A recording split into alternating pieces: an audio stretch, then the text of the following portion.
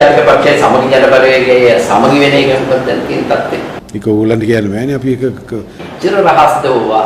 රහස් නැතුව පුනවද නැතිනම් කොච්චර ඕගොල්ලෝ මේක කඩන්න බලනවද? ආණ්ඩුව මේක කඩන්න බලනවද? හරිද? ආම බුතුමාම නෙවෙයි. සමහර අය උත්සාහ කරනවා ආණ්ඩුවත් බය එක්සත් ජාතික පක්ෂයයි සමගි ජන බලයේ කහුවේ කියලා.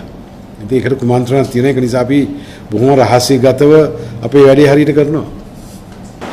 ඒකට ඉන්නේ ඔය දෙගොල්ලෝ විතරනේ අනික් කරලා නැහැ නේද? නෑ දැන්ටමත් අපිත් එක්ක පක්ෂ කීපයක් සම්බන්ධ වෙලා වැඩ කරනවා. අපි ඉදිරියේදී බලමු.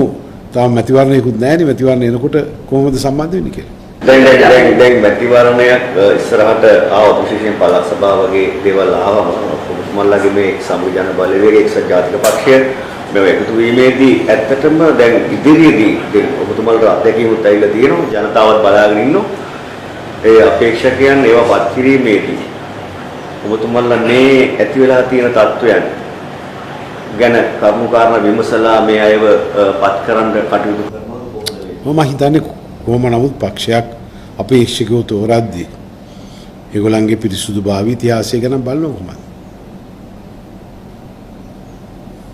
දැන් මේ පක්ෂයේදී අපි දැක්කා අනුරාධපුරේ මන්ත්‍රීතුමා රෝහණ බණ්ඩාර කියලා මම පොඩ්ඩක් අයින් වෙලා ඉන්නවා.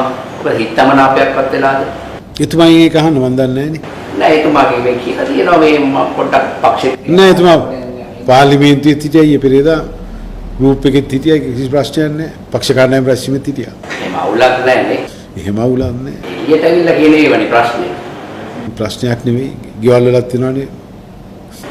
මේක ගිය ඇතුලේ ප්‍රශ්නයක් නේ. ගිය ඇතුලේ ප්‍රශ්නයක්.